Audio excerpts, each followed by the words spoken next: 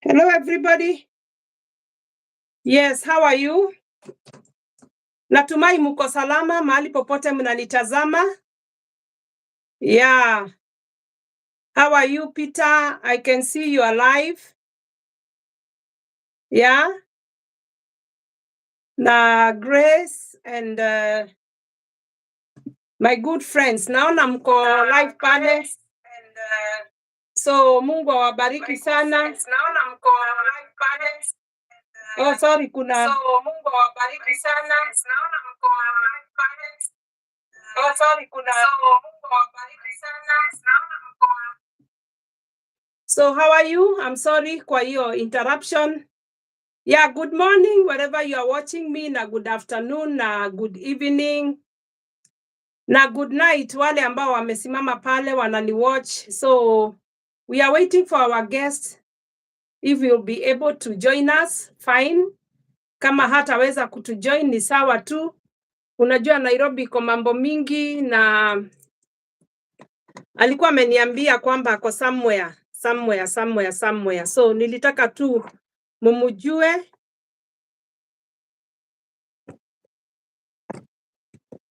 So ni vizuri. So Grace, ni vizuri ukuja uambie watu mambo ya Saudi. Unataka kuingia? Grace. Grace, unataka kuingia Grace? Rafiki yangu alikuwa Saudi. Unataka kuingia? Okay. Kiini cha kukuja mahali hapa siku ya leo, tulitaka kujua who is Truth Watchdog. Kwa wale marafiki zangu hawamjui, wengi wananiulizanga yeye ni nani. So nilitaka awaexplainie kwamba yeye ni nani na vile nilimjua. Na asante ni kwa sababu uko ndani. Mungu akubariki Grace. So hiyo ndio ilikuwa inafanya tukuje hapa sisi wote ndio tumjue, wale ambao hawamjui, na tueleze kwamba vile yeye anaendelea. But all the same we need to pray and thank God for he has been faithful to us all. Amekuwa mwaminifu, amekuwa kila kitu ndani ya maisha yetu. Hatuna budi ya kusema Mungu ni mwaminifu. So tunapaswa tu kumshukuru kila wakati. Oh, this thing is moving. Ina move tu, sijui ni kwa nini inashinda ikimove, but itakuwa tu sawa. Oops. Ina move tu, sijui ni kwa nini ina move. Sijui ni kwa nini ina move, I don't know why. But all the same itakuwa tu sawa tu.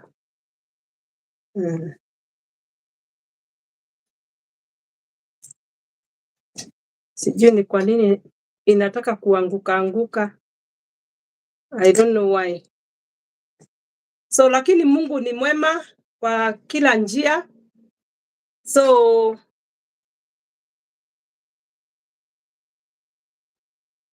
ina move, sijui ni kwa nini ina move. Haiko stable. Lakini sawa tu. Mungu ni mwaminifu kwa njia zake.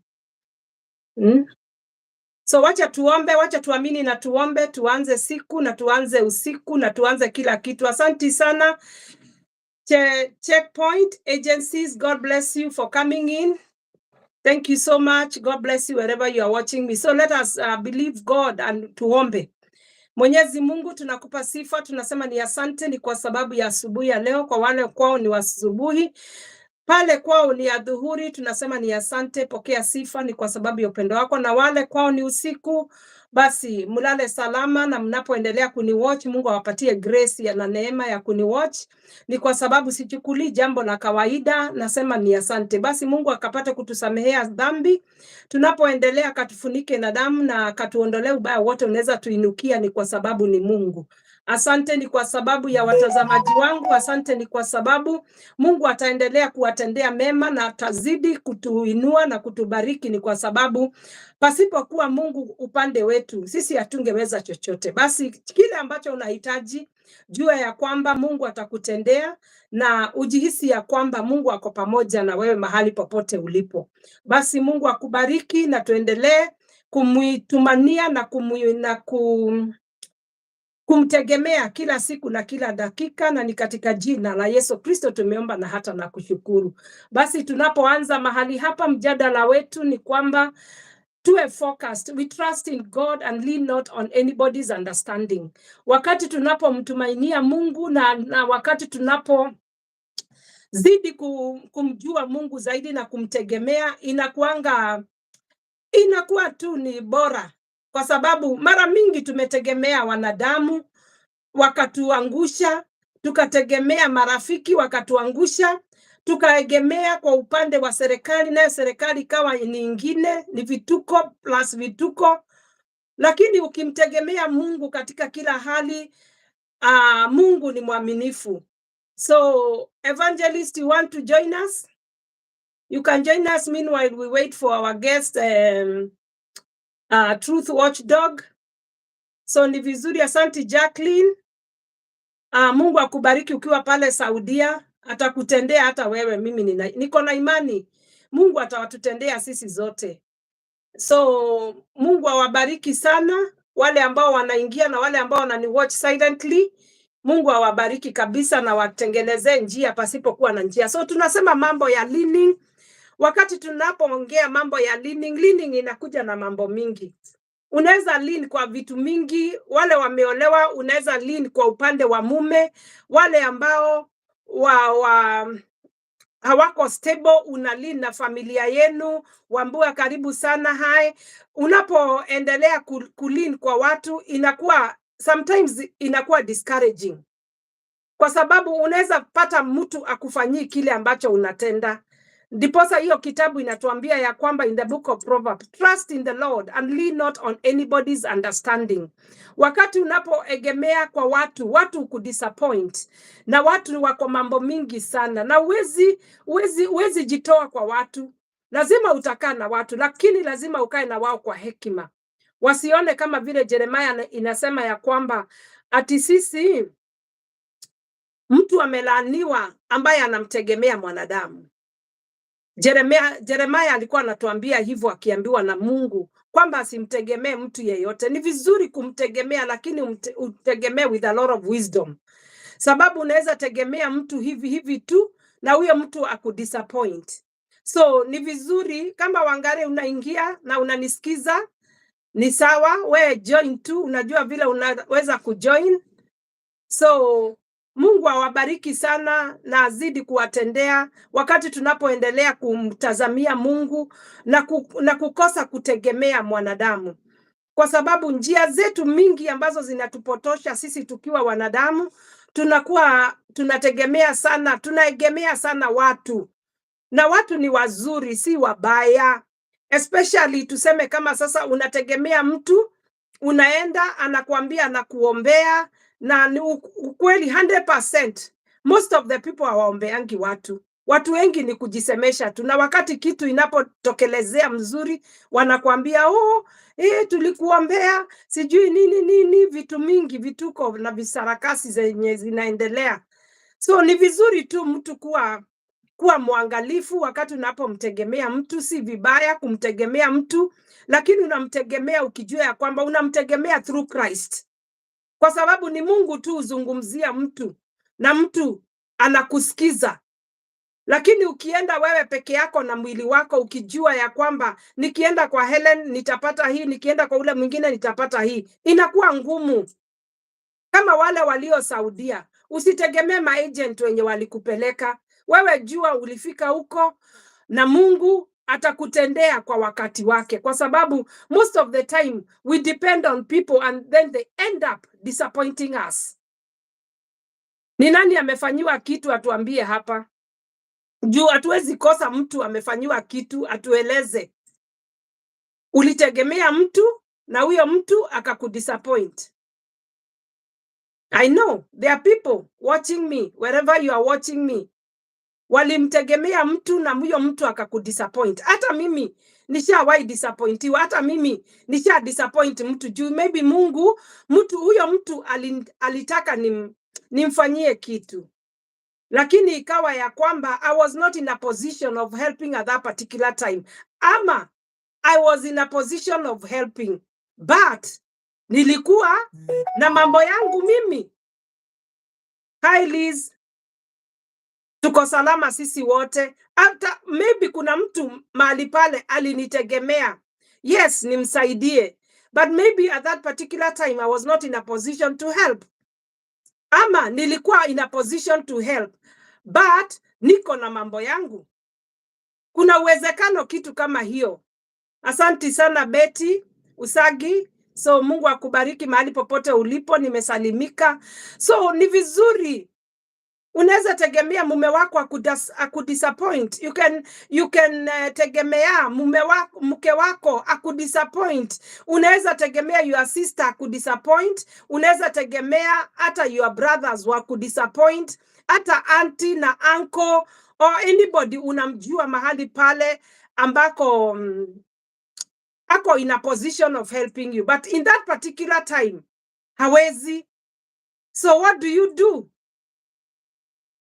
Mara mingi tunakasirika, na ni kawaida kukasirika, si vibaya kukasirika, ni kawaida kukasirika.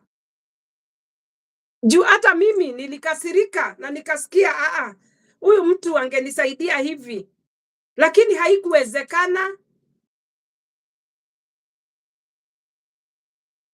Siku moja nilienda kumtegemea mtu anisaidie. Nilikuwa nataka kabisa kabisa, kama vile wengine hapa mnatamani kwenda nje, na tukaambiwa na mtu mwingine kuna mtu anapelekana sijui ni Canada sijui ni wapi, na mwenye alitueleza alituambia kabisa kabisa huyo mtu pelekana. So tukachukua basi tukaenda. It was a distance but tulienda. Kufika pale hata hakutuongelesha, alituangalia tu akatupita. Kwa nini? Kwa sababu maybe Mungu hakutaka msaada wetu wa kwenda nje utoke hapo. So I'm trying to encourage you wherever you are. Ni vibaya kulean on somebody. Si vizuri kumtegemea mtu 100%. Kwa sababu watu disappoint mtu na mtu huwezi mfanyia chochote. Lakini kuna watu wazuri unaweza wakimbilia na wafanyie kitu. So ni vizuri kama hapa Grace anasema hivi, yes, kuna watu walikuwa wameniahidi kunisaidia na pesa nikiwa Saudi, but ya ajabu nikawa hata simu walikataa kuchukua, lakini Mungu ni mwema. Niliweza kurudi Kenya from August nikiwa salama salamini. Si umeona kama huyo ni mtu alimtegemea mtu amsaidie na pesa, maybe she needed money, afanyie kitu, lakini watu wengi ukataa hata kuchukua simu. Na ni vizuri tu we kataa tu, si vibaya. Hata usiwakasirikie, zidi tu kuwapenda kwa sababu it was destined for them not to help you at that particular time. Ama maybe waliona wewe uwezi kuwa msaada kwao baadaye. Juu watu wengine usaidia mtu kwa sababu anajua kesho yake mtu atakuwa nini, atakuwa what do we call it, atakuwa msaada kwako kwa siku zingine. Lakini literally you don't know, maybe wewe ulijua ni marafiki wako na si marafiki at that particular time. So unaona hiyo ni kitu moja mtu alifanyiwa. Watu ni wengi wamefanyiwa vituko hii Nairobi. Wengine wakaenda kwa maombi, wakaskamiwa, wakaambiwa tutakuombea, lete makuku, lete pesa zako, mataito. Watu ni wengi wameskamiwa through leaning on anybody's understanding.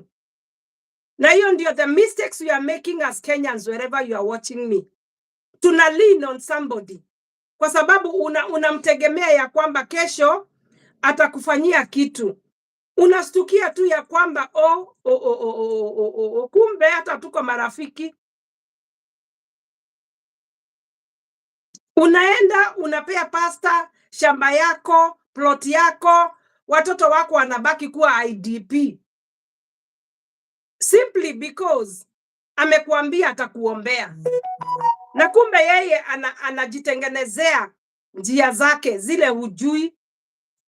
Juu hujui kile anajitengenezea behind your back, you don't know. So ni vizuri tu kuwa mwangalifu wakati unapoomba msaada kwa mtu, kwa sababu sometimes tunaenda kuomba msaada pasipo sisi kuhusisha Mungu. Wale wengine wanategemea waume wao wawasaidie. Mume anakataa kabisa, na anakufrustrate, na anakuhumiliate, na anakudisgrace, na anakuweka katika hali ya shame, mpaka unakaa ni kama unajichukia. Usijichukie, usimtegemee, kwa sababu yeye si mwanadamu. Yeye ni mtu tu amewekwa mahali pale tu akusaidie. Unapata wengine wako na nini? Wengine wako na, what do we call it? Sijui. Oh, eligibility. How are you? We are good. Thank you, Evangelist, for coming in. Mungu akubariki sana. Wengine unapata walimtegemea mtu. Yeah, karibu sana Evangelist. How have you been? Unanisikia? Oh, kwani unakaa umeshtuka? Umekuwa aje? Tuko salama. Oh, ni vizuri. Yeah. Eligibility anasema hello. Hello. Salama. Edna Saru. Wow. Hello, we are good. Hello. Tuambie vile umekuwa. It's a long time since tukuje live. Unajua mimi ukaa sana bila kukuja live. Kuna huyu mama anasema ya kwamba, hebu usoma hiyo story yake vile alifanyiwa before you tell us how you've been. Oh, yes, kuna watu walikuwa wameniahidi kunisaidia na pesa nikiwa Saudi. But ajabu nikiwa hata simu walikataa kuchukua simu, lakini Mungu ni mwema, niliweza kurudi Kenya August nikiwa salama salmin. Mungu wetu ni mwaminifu. Hello Kamacha, praise God.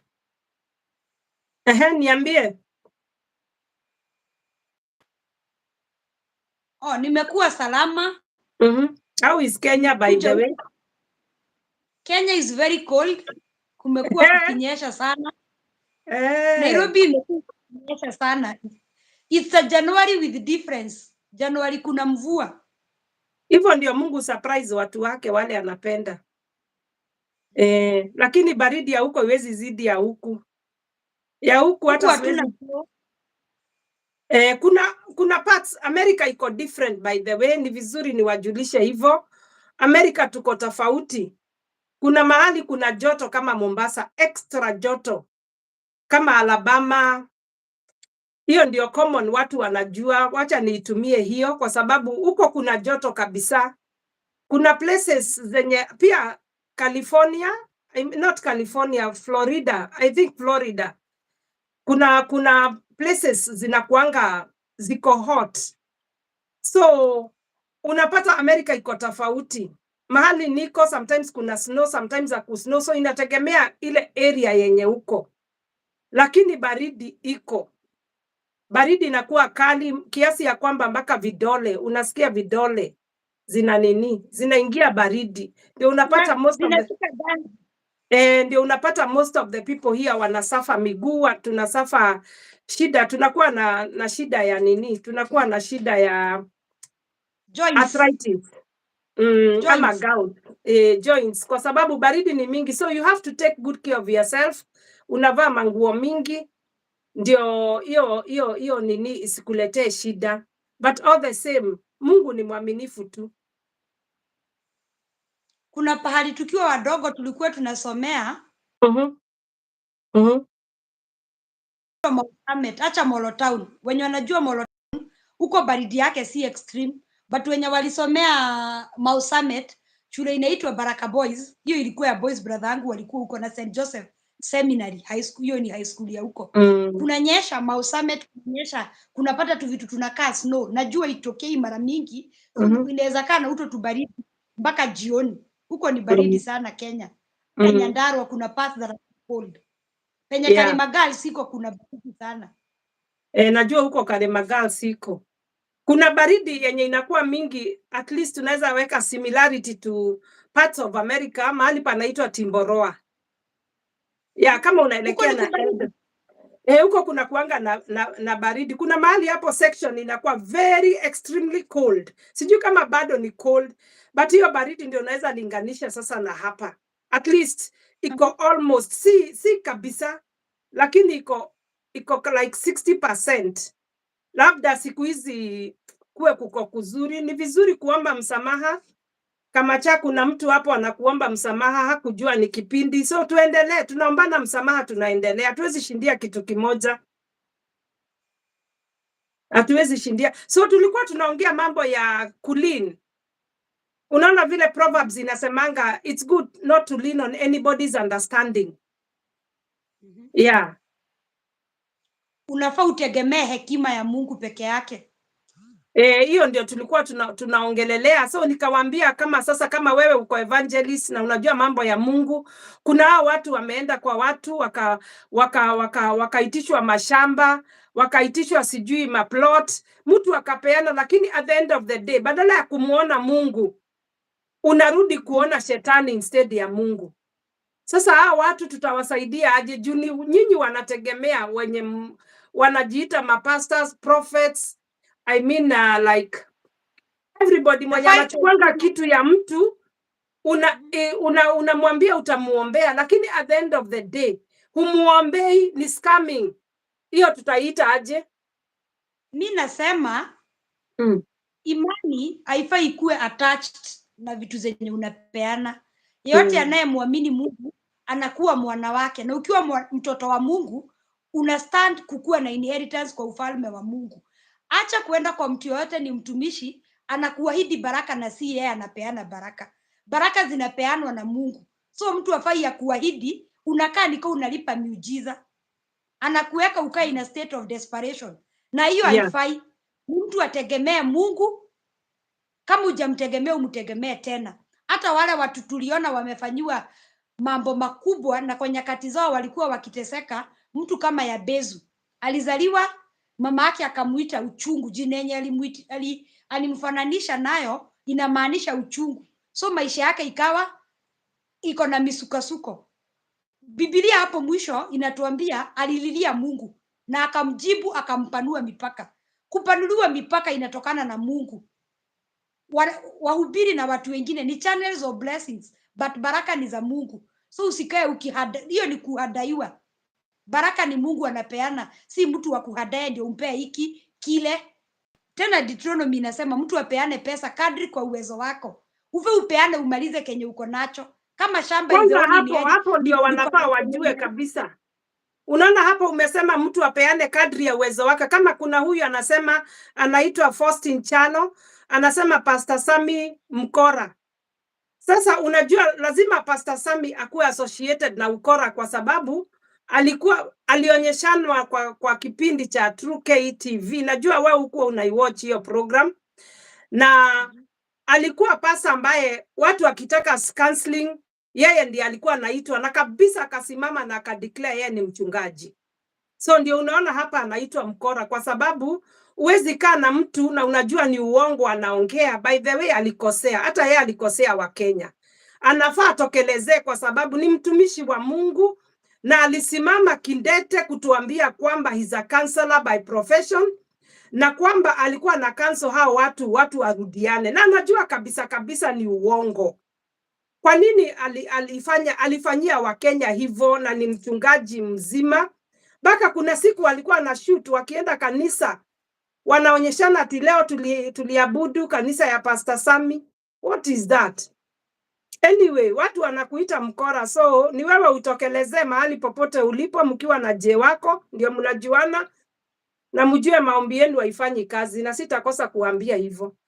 Wacha nikuambie kitu kimoja evangelist. Na ninaambianga watu, hakuna kitu kibaya kama watu kusema wanakuombea kwa mitandao. Kuna watu wako genuine, wanaomba kama mimi niliomba kabisa, ile si uongo.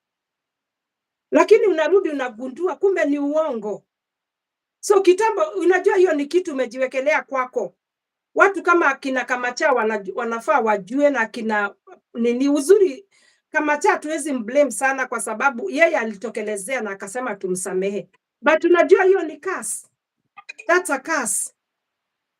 Na curse kuitoa, hebu tuambie wewe curse inatolewa na nini? Kutubu. Si ni kutubu? Na si mara moja. Si kutubu peke yake.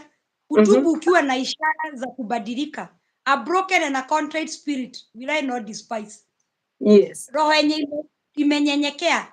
Unatubu na una take steps za kubadilika. Unajua kuna kusema unaomba msamaha na uonyeshi remorse. Remorse ni ile hali una make effort za kutengeneza mabadiliko ili uzae matunda mema. So tuendelee na our main topic, kuachana na kina director J. Mungu atawatoa mahali waliko, sisi hatujui. Lakini Psalms, is it Psalms 139? Ile inasemanga hata ukienda baharini, hata uende chini ya maji, Mungu ako huko. Yeah. Yeah. Psalms 130, is it Psalms 139? I'm not sure. Hata mimi sijui, siko karibu na Bible. But I think iko katika kitabu cha Psalms. Inasemanga hivyo. Ni Psalms lakini 140 hapo. Okay. Sijui kama ni 139. Sijui, lakini iko hapo tu. Na kitu kingine tu tulikuwa tunaongea mambo ya leaning. Ni vizuri tusaidie our viewers mambo ya kulean on people na kutegemea misaada. So juu nimeangalia nikaona hiyo ndio inatusumbua most of us in Kenya. Wewe umeangalia hiyo kitu kaonaje? Kutaka handouts. Yeah. Hauwezi toka kwa umaskini kwa kutegemea misaada, na huwezi toka kwa umaskini kwa kutegemea you cannot. Huwezi toka kopa na usaidizi. Kuna zile njia zenye mtu anapatanga utajiri, uajiriwe kazi, ufanye biashara, utumie kipawa yako. Kuna video yako yenye ulifanya yenye ulikuwa na advice kina Kamacha hao vile wanaweza fanya hiyo, watengeneze script mzuri kama hizi za kina Inspector Mwala. Kuna zingine zinauzwa Maisha Magic, vitu kama hizo. Ukiweza uza kitu kama hiyo mchezo yenye umefanya, utalipo upate pesa. Lakini hii ya kusaidiwa si kitu unaweza depend, juu si stable, si kitu unaweza tegemea ati nitalipia mtoto wangu na msaada yenye iko kwa mtu ama pesa iko kwa mtu. Alaaniwe anayetegemea mwanadamu mwingine. Mungu amepea kila mtu kazi ya mikono afanye. Na sasa hii ya nini? Hii ya kama sasa tuseme sasa kama kuna watu wanafanya noble tasks zenye wanaweza changia mtu kama za mahospitali, na mingi saa zingine wanakuja tu kwa online na inakuwa it's a genuine thing.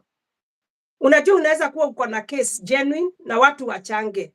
How do you see that? Because sometimes huyo mtu lazima alino nas sababu ako na need ya kwenda hospitali. Generosity ni mzuri. Hata Dorcas ama mama mwenye anaitwa Tabitha kwa maandiko, ile wakati alikufa, kama hangekuwa anatenda vitendo za kusaidia ama ku reach to the less vulnerable, hangefufuliwa. Wamama ndio walililia Peter, wakasema huyu haezi kufa, amekuwa msaada na amekuwa bila kwa the society. Saidia ni mzuri.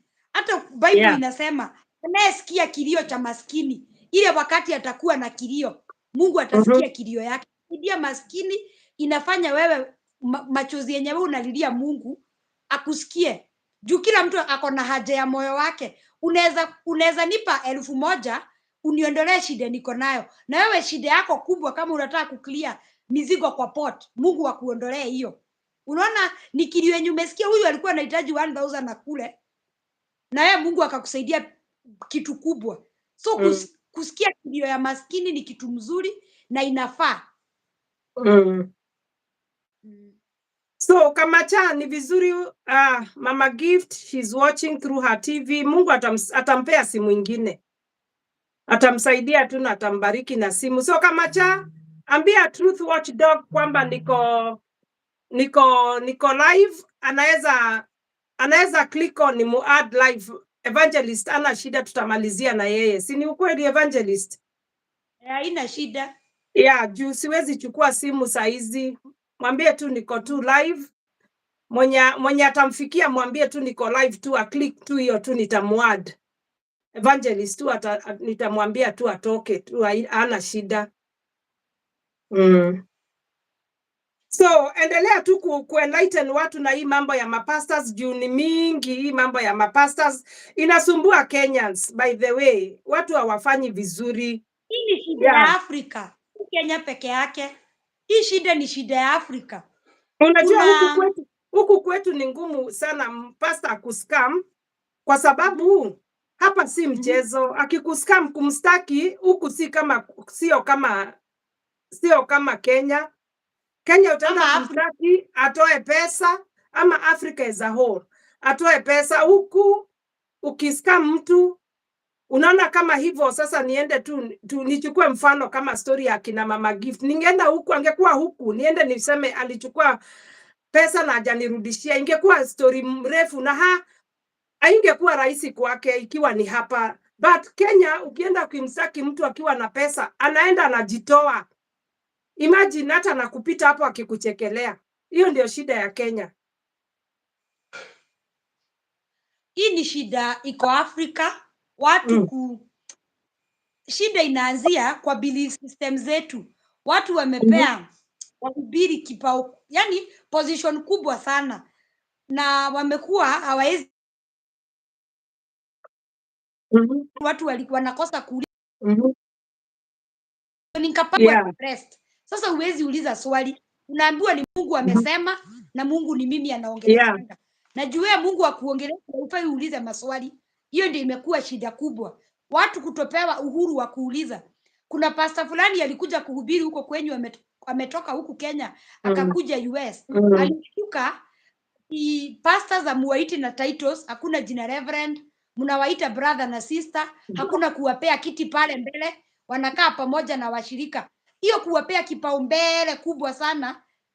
Nimeona mpaka kuna mchungaji anachapa washirika kwa kanisa na kiboko, na watu hawaoni ni mkasoro ama waoni hiyo kuna dosari hapo. Wanakubali kupigwa na viboko.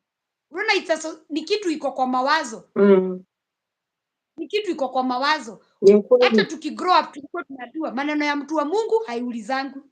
So unaona hiyo watu wameogopa, wamegrow up na hiyo kasumba.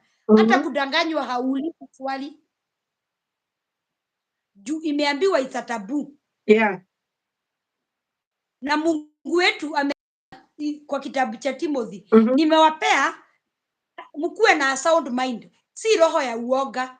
Mungu hakutuambia ogopeni watumishi wangu. Amesema tu wapeeni heshima, si muogope. Uogope Mungu, si uogope mwanadamu mwingine. To a point mpaka utumia.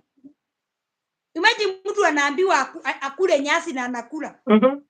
Umegeuka ukakuwa ng'ombe lini? Unaona hizi vitu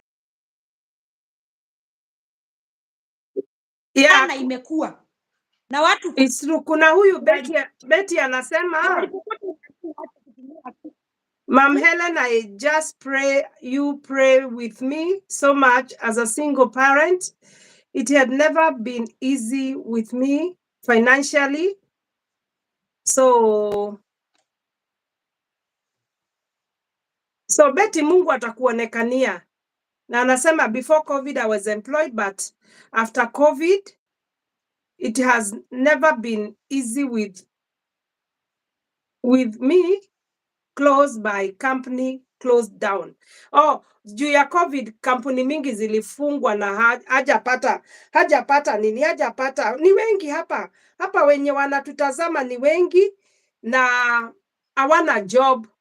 So it is part of us. We'll be praying for you, na ninajua Mungu atatenda, ni kwa sababu ni Mungu. So tutakuombea tu. Usijali, najua Biblia inasema- haijakuwa rahisi kwako, lakini Mungu atatenda tu. I know. Biblia inasema nitabariki kazi ya mikono yako. So Mungu ndio abariki kazi kwanza. Hiyo inamaanisha atakupea kazi ndio abariki hiyo mikono. Mungu anaye maombi asikie maombi yako hii wakati jioni hii. Mungu asikie haja ya moyo wako. Juu promotion does not come from the east or from the west. Inatoka kwa Mungu. Kupanda kwa vyeo zinatoka kwa Mungu. Kutoka hii daraja kwenda hiyo daraja nyingine. Ni Mungu anayetupa hiyo mamlaka ya kupanda kutoka kwa hii kiwango kwenda kwa kiwango kingine. Promotion haikuji kwa sababu utaongelesha bosi wako vizuri. Mungu akikupenda anafanyaga mpaka maadui zako wawe na amani na wewe. Ni mtu atengeneze urafiki yake na Mungu ndio mpaka maadui zako watengeneze amani na wewe. Ukiona unaingililiwa sana na watu, pia uhusiano yako na Mungu inakuwaga kuna pakitu umefanya na haukutubu. It's true. Juu Mungu akiwa na amani na wewe mpaka maadui zako wanakuwa at peace. After Jebezi amebarikiwa, alipanuliwa mpaka mipaka, na si mipaka peke yake, alipata mpaka amani. Juu ukipata pesa na unatafutwa, hata ukono watu online, uko na milioni 2 but umekaa kwa mafichoni, haukai na amani. Hiyo sio baraka ya Mungu. Baraka ya Mungu iongeze yangu machozi. Hapana, it addeth no sorrow. Sasa kuna huyu anasema ameona Mama Gift kwa KTN News. Sasa sijui ni wapi huko amemwona na yeye. Liz King. Mungu amsaidie asiwe amepelekwa huko kwa mabaya, awe ameenda huko kwa mazuri. So ni vizuri kulino na our own understanding. Kama cha ambia Truth Watchdog kama anataka ako hapa anasema ako hapa. So tuma acha nitoke. Wacha kwanza atume, akituma nitanini. Pita, asante sana ukiwa Kahawa. Mungu akubariki, endeleeni tu kukunywa kahawa. Sisi huku tunakunywa kahawa, lakini mimi siipendi. Siipendi sana kahawa, napenda chai yetu. The mind control system are taking control, but God's people stay wise. Yani hivyo anataka kumaanisha vile watu wanachukuanga control over people. So wacha atume hiyo wacha atume hiyo link ni muad ndio na wewe utoke. Ni request. Anafaa atume request. Ukiona uniambie nishuke. Nitakwambia, haina shida, hajatuma kwanza. Truth Watchdog, karibu sana. Leo nataka watu wetu wakujue zaidi. Unajua wewe ndio the trending man. Hata unafaa ukuje America utrend. Huku utachambua mpaka serikali itakupatia kazi. Huku si mchezo. Huku ukitoa kitu ya maana, serikali ndio inakutafutanga, sio wewe unawatafuta. So hii ya Peter anasema ati vile watu the systems zinachukua control over people. It is true. Wewe unaonaje hiyo? Sitaki kusema sana. The diva anamaanisha system ya kanisa gani? Anasema unajua system, I think ni the whole system. Beat hata wewe, si hata wewe ni system. Pastor ni system. The government is a system. So watu wana switch sana to the system yenye iko. Currently sasa yenye iko, yenye inaongea sana kabisa is coming. So that I think that even ndio anataka kumaanisha, but anaweza elaborate further. But for me I thought anamaanisha hizo systems. Nafaa nishuke. It is telling me you have added nafaa nitoke. Okay. Juu nafanyia kwa simu. So the system, I think hiyo system yenye Peter anasema, but Peter ni vizuri you elaborate more. I think unamaanisha vile the system ina take control over us. Be it system ya church, system ya gava, system ya watu personalities na ma-celeb. Unajua hata ma-celeb ni system mingine. Kama mjaijua hivyo. Ukiwa celeb wewe ndio kusema. Mpaka unatishia watu. Mimi sijui nani aliwaambia hivyo. Huku unaweza shangaa. huku unaweza shangaa. The system here is different. Unaweza pata manager wako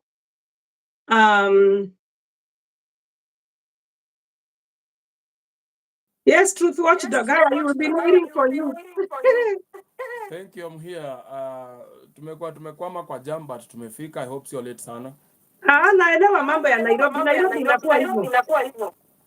Ya ndo tumeingia, nashukuru Sagodi ametuwezesha tumefika hapa. Ni vizuri, karibu sana. Zima nikuje. Yeah. Yeah. So nilikuwa nataka ueleze watu Truth Watchdog, what you've been doing. Okay. Yeah, ni vizuri kuwaeleza. So karibu sana. Karibu Amerika. Poleni sana, nimekosa adabu hapa. Hapana, uko sawa. Kifika kwa Kenya ndio watu wanajua na mavazi. Kuja Amerika utashangaa watu wanajua na mavazi. Wow. Mm. So, who is Truth Watchdog? Actually, my real name is Anthony Shikongolo MacLeod. I was born in Kenya and I've been bred and raised in Kenya. But Truth Watchdog is actually Alunyamaza. Truth Watchdog, it's inspired. The name has been inspired by actually Father, the Son, and the Holy Spirit. That's why it's three words. Three words. So Baba, Mwana na Roho Mtakatifu. But truth ni ukweli, ule ambao ukweli unatufanya tukue karibu na Mungu, unatufanya pia tusiwe na stress ya kukumbuka vile vitu tulidanganya watu. So truth. And then watch ni time. You know, every time you are watching, like observation, you have to have time when to execute. So truth, watch. Anasema volume. My volume from my side? Yeah, from your side. I think so. Nasai? Or I should have used what thing? What do you call that thing? Now, can you hear me, please? For me, I can hear you, but sijui kwa wale wengine. Can you hear me right now? Hello? Hajasema tena. We continue tu. Lakini ukitafuta kitu ya kuongezea volume unaweza. Nimejaribu kuongeza yote fullest. Oh. I can hear you. Okay, so if they can hear me, then we can continue.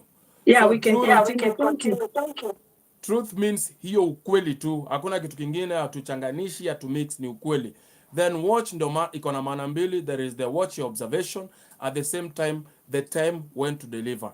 The dog aspect of it, if we have the history of animals and human interaction, the dog happens to be one of the oldest friend to a human being. So that's why it is inspired by the Holy Trinity of the Father, the Son, the Holy Spirit. But in this aspect, Truth Watchdog. So yes, I will tell you the truth, but at the same time, the dog aspect, I am your friend. So a true friend is one who will see or watch what you're doing and be able to tell you the truth about what is going on within that environment. So that's why I have the name that has been conjoined together to one, like Truth Watchdog, but not Truth Watchdog. No, Truth Watchdog as one name. That is why I use that name. So it's not just a name that you come about and then you say you are a celebrity, so you want to call yourself Otile Brown or Red Sun or something of sort. No, it had to have a meaning with what I'm doing. So that is Truth Watchdog. What I do currently is I do exposes. I know many of you have known me as a person who does exposes. I do a lot of exposes based on real things, like real life, real story. And we have our challenges as exposers, because when you expose it means you're speaking the truth. And when you speak the truth, not everyone likes the truth. They will fight you with all the means. If they can actually corrupt the police, they'll try and use the police. If they can use the witchcraft, they'll try and use the dark magic or something of sort. So it's not an easy task that I would invite everyone. But if you think you have a heart to sacrifice for the rest of the Kenyans or for the rest of the world to do good, and let your name, let your name be remained with the mind of the people that you did good, then you're welcome on board, and accompany me as we try to expose this evil so that we can make our country and the world a better place for the coming generations to live in. Which is a good thing. Hata Biblia inasema ya kwamba ukiona mbwa anakuja kukuuma, unakamata masikio. So when you use the word dog, even in the Bible, dogs commonly zinatumika kwa nini? Inatumika pia kwa Bible kwa sababu mbwa ikitaka kuja kukuuma, kile unazuia, unatuzuia sisi kuja kuumwa na maumbwa. So kile unafanya unakamatia masikio. So sometimes you might think you are using a name just for the sake of the name, but still it's in the Bible. In the book of Proverbs. Sijui ni wapi nitakutumia one of these days. Yeah. Wale wanajua kama evangelist knows about the Bible, she can attest to that. Even Ayub. Ako hapa ni mtu wa Mungu anajua. So watu wanasema mbwa ikitumika ni vibaya. But one thing I know, mbwa hutumika pia kwa Bible. Tunaambiwa ukiona mbwa ikija kukuuma, kamata masikio. So whatever you are doing to us, you are trying to control people to just control kile ambacho wanafanya. Na people can attest to that. You are doing a good job. Na Mungu ni mwaminifu. Thank you for subscribing. Mungu ni mwaminifu. So endelea tu kufanya good work. Truth ni ngumu. Usicheze na neno truth. Wakati mimi niliamua kuambianga marafiki zangu the truth, wengi walinitoroka. Till today. Lakini huwa sijali. Kwa sababu I know truth si mchezo. Yeah. So Mungu aendelee tu kukusaidia na kufunike na damu. Kuna hii issue tulikuwa tumeulizwa hapa, maybe wewe unaweza jua sababu wewe ndio unajua tu. Kuna mtu alikuwa anaitwaje, ametext hapa.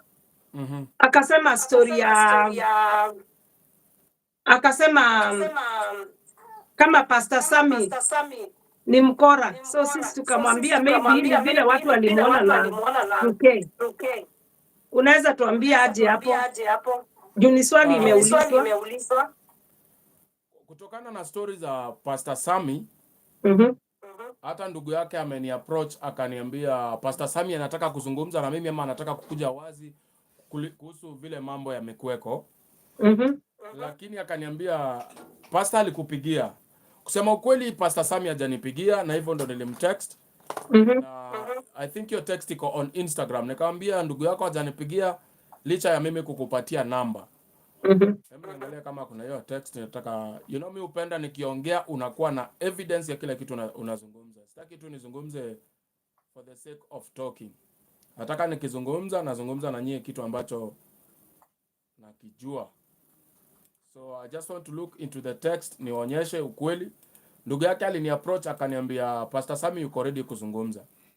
Lakini nikamwambia mimi nimekupatia namba, huyo pastor wako hajanipigia. Hajani text ama kunipigia in any way.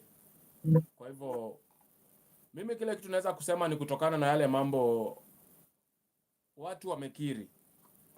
Kile kitu wamekiri ni kwamba Pastor Sami wakati ukoro unafanyika ndio hii nataka tusome na nyinyi pamoja. Mimi ongea mambo na ukweli, hapo tunaweka facts. Yes. So, this is I hope you can see, sijui nitawekaje lakini I hope mko hapo karibu. Anasema hivi. Bro, I am Robert, a fan of yours. I am reaching out cause your story ya True K. I am a close friend of the brother to Pastor Sami. He is willing to reach out to you if you are interested in having a conversation. What I did is I told him I am open and I gave out my number. Akaniambia nilimtumia, akaniambia amekutext.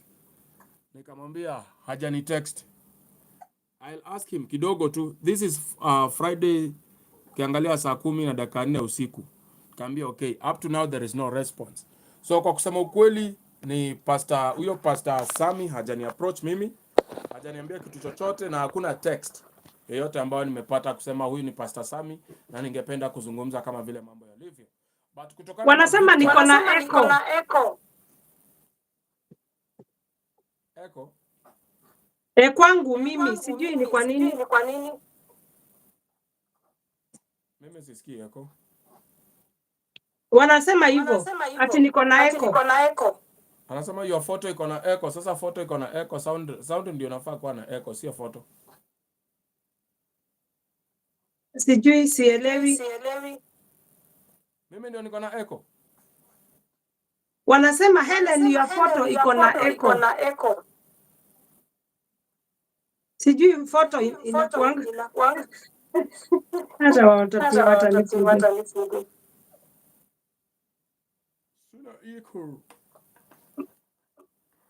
Yeah, tuendelee tu na hiyo story ya Pastor Sami. Asante Ayu, Mungu akubariki. So ikawa kwa kweli Victor alifunguka sana akasema Pastor Sami ukora yote ambayo Truke anafanya. Pastor Sami anakuaga anajua kila kitu kinafanyika na mkikosana anakuambia usianike Truke kwa sababu nyinyi wote mtafaidi kutokana na hizi pesa. Pesa ambazo ni gani? Pesa za wizi na uongo mtupu.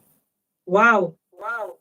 Sasa kama pastor anaweza kujaribu kuficha uchi wa Truke na anajua ni dhambi ambazo zinafanyika, then kutokana na watu ambao unajua kina Victor, sio sisi tulikuwa tuna act nao.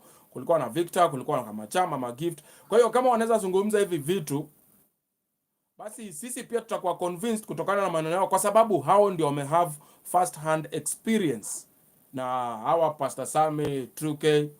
So tukisikia maneno kama haya hatuwezi dispute na hatuwezi pia tukubali hivi mpaka Pastor Sami mwenyewe pia akuja kujieleza kutokana na pande yake. Lakini Victor specifically anasema wakati alikosana na Truke akamwambia mimi tukiendelea hivi unapatia wanawake simu zangu ati wanipigie niwatongoze na unalipwa ati kwa sababu mimi nijifanye kwamba nitakuwa mpenzi wao, then tutakosana na expose kitu.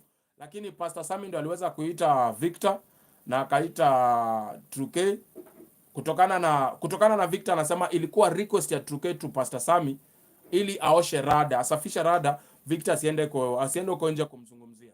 Na hicho ndio kitu kilifanyika. Victor akatulia mpaka until wakati amekuja akapigwa, kuibiwa simu na vitu kama hivyo, ndio Victor akakuja kuamua kuongea. Wow. Bado wananiambia iko na echo, sasa sijui. Nimejaribu kuiset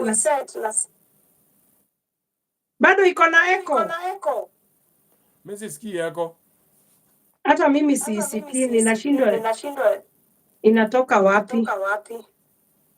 Please Helen, your phone iko na echo mbaya. Inajirudia.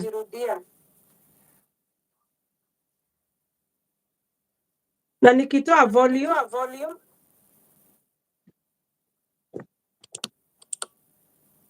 na ikikaa hivyo bado iko na echo. Yeah, you still have the echo. Yeah, iko. Sasa sijui. Kama utoe TV na maanisha nini sielewi. Mimi siko kwa TV. Wanauliza kama unajisikia. Hapa lakini mimi siko kwa TV. I don't switch my TV on. Are you listening from any other device apart from this device?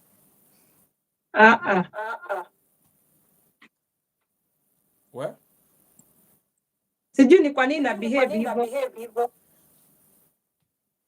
Mimi hujui. Hata mimi sielewi.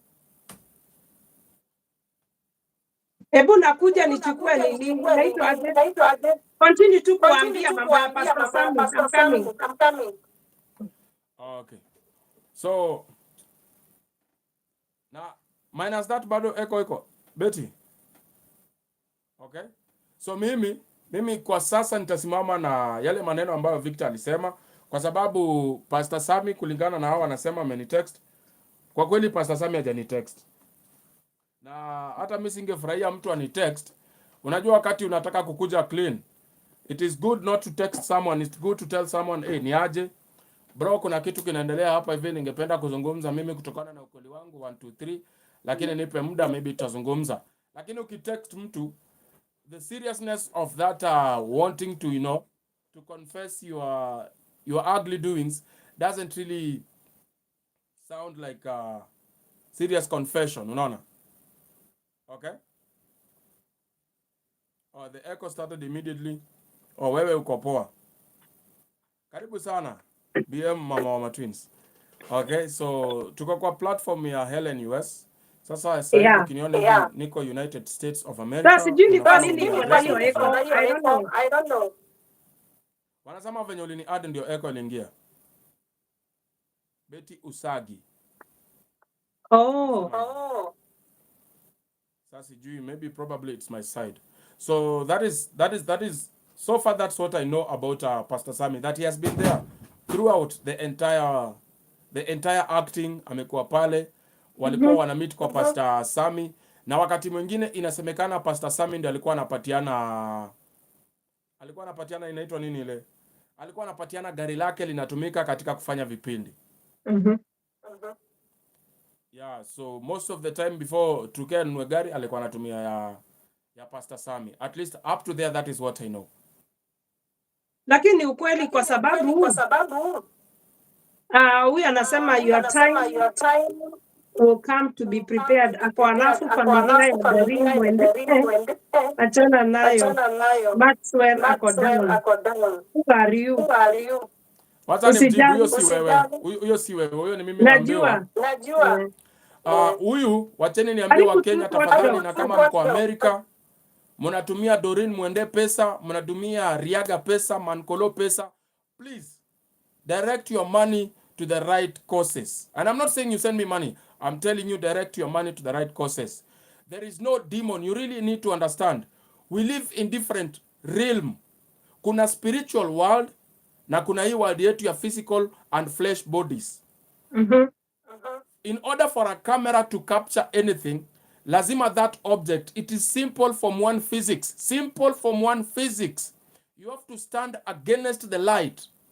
Okay? So upon the light hitting the object, that reflection of the image is what our eyes can perceive.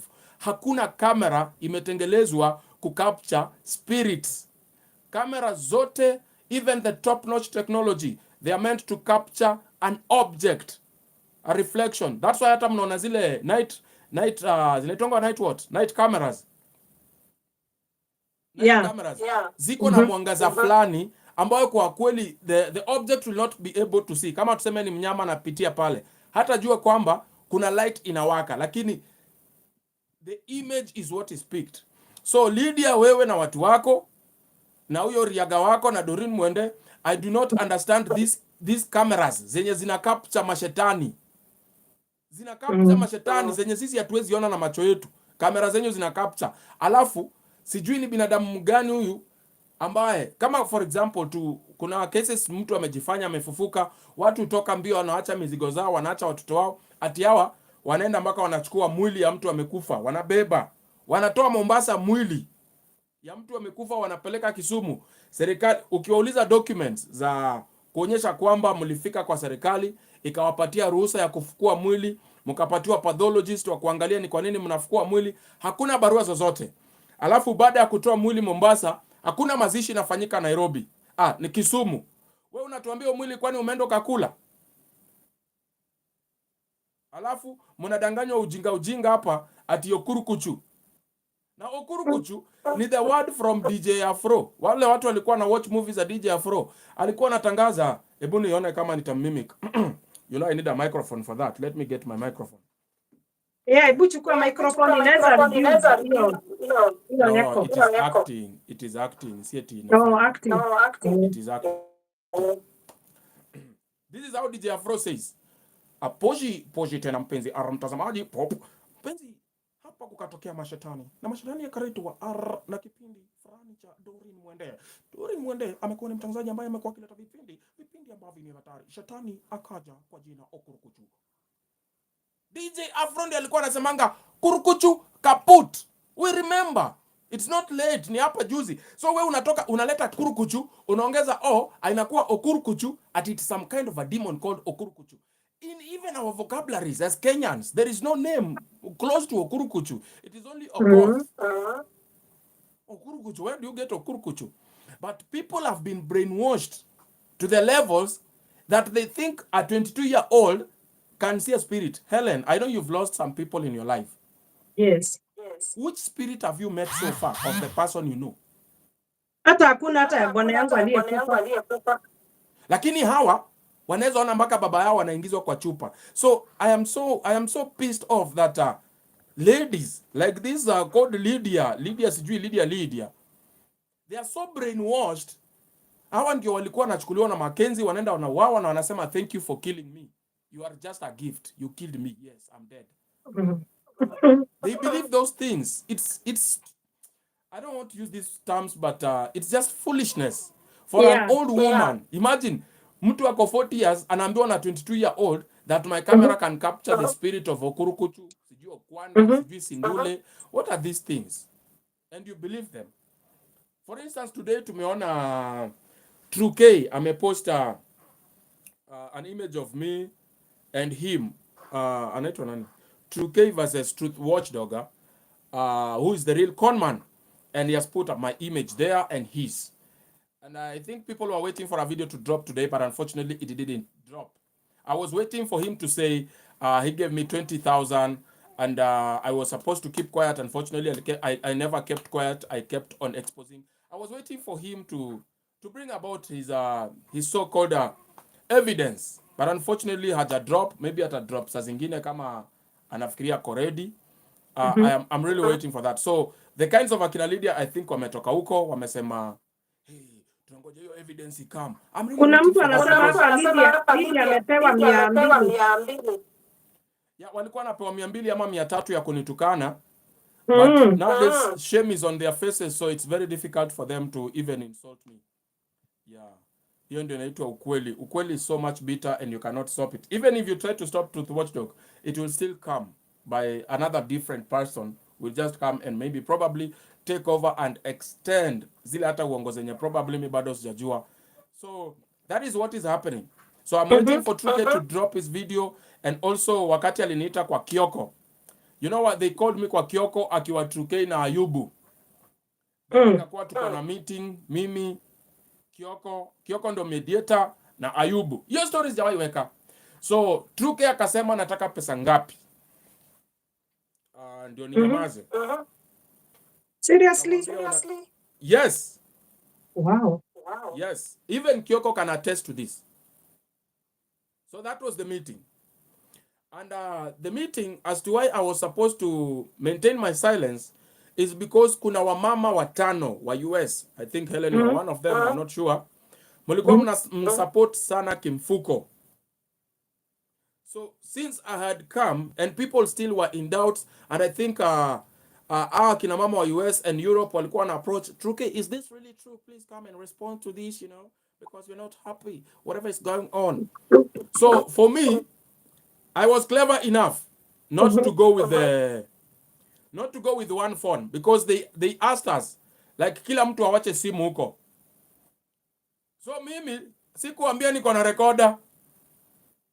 Nikawacha simu. Nikaingia na recorder. Wow. So I recorded everything. So akaniambia atanipatia 20,000. Nikamwambia no. I need 100,000. Like 100,000. I'm serious on this. 100,000. Oh bro, unajua sijamaliza kulipa gari, wife wangu ndio huyo amepokea mtoto, sijui nini. I have everything on camera. I have everything on recording, not camera unfortunately, but I have everything on recording. So I kept everything, but he said he had sent this 20,000 to someone, sijui Patrick atanitumia ndio nisipate the number, sijui ya huyu mtu mwenye mnasema anaitwa Joseph Kimanzi. That is the name. Joshua Kimanzi. That is the name.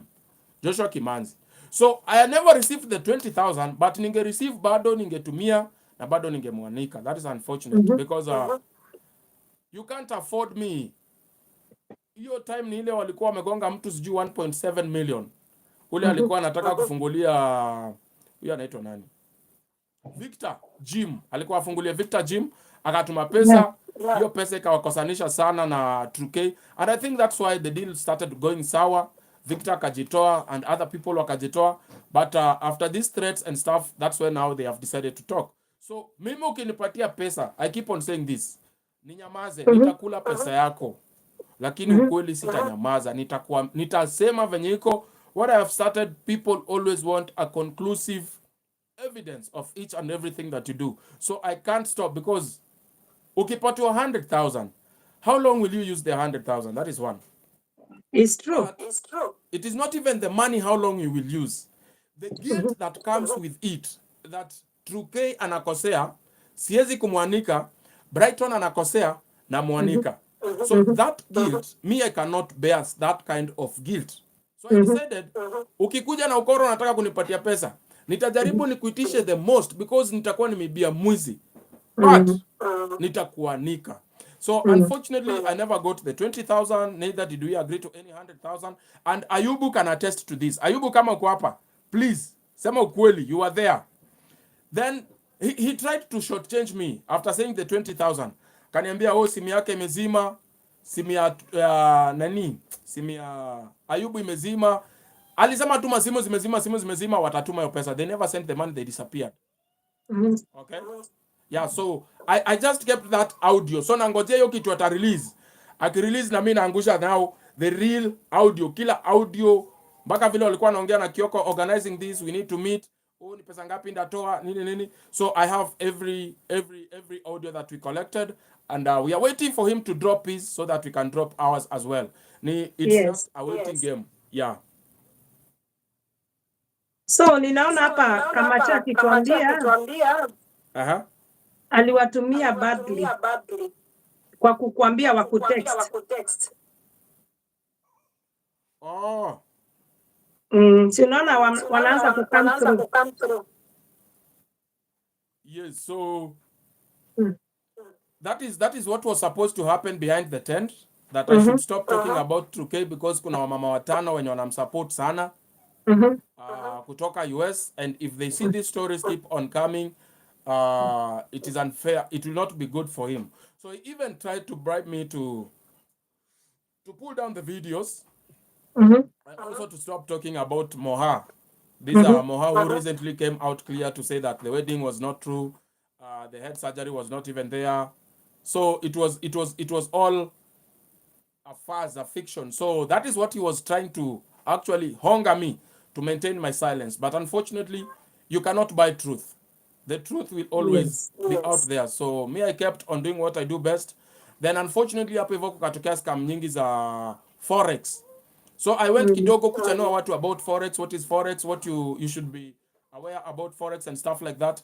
So after ku-expose hizi ma forex, I think they thought that I am not coming back to exposing these stupid loyalty tests and the games that these people are playing around. So they thought that I'm done with that.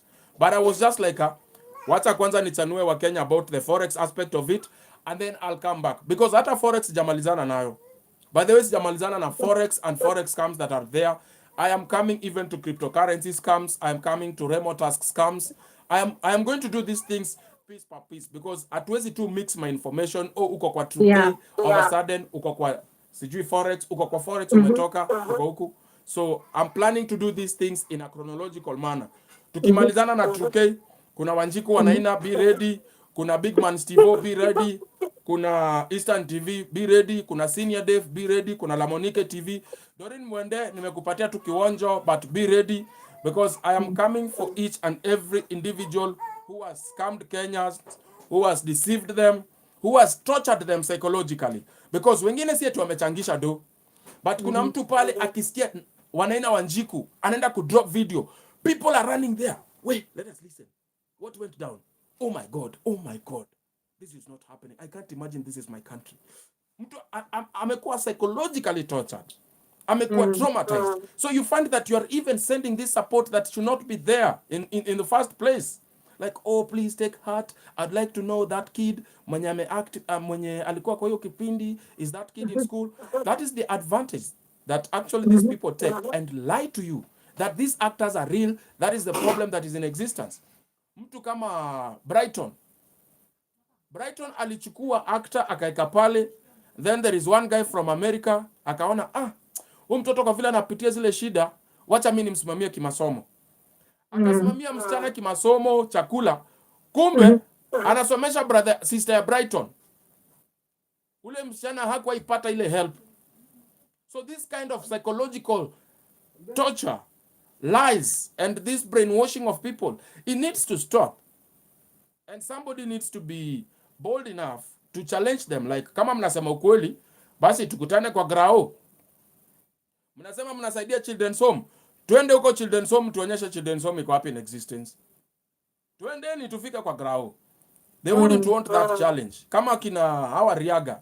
Recently niliona wameparade pale watoi. Oh, tumenunua blanketi, tumenunua nini, tunapeleka watoto shule nini. Zile ni stories za jaba. We know we supporting the kid, but we decided to maintain silence until now. I have realized walikuwa wanafanya michango ati za kuendea mwili Mombasa. Una transport aje mwili Mombasa na serikali haijui. Alafu una transport kwa matatu ya watu kukaa in the bus. Imagine. Kwani hiyo mwili iliamuka, ikavaa nguo, ikakaa, ikakuwa kama passenger, after kufika Kisumu ikakufa tena? Mbona hamkutuonyesha has? Mbona hukutuonyesha notification kutoka kwa area chief, permission from the government to be able to take the body from Mombasa to Kisumu? So all this stupidity needs to be stopped.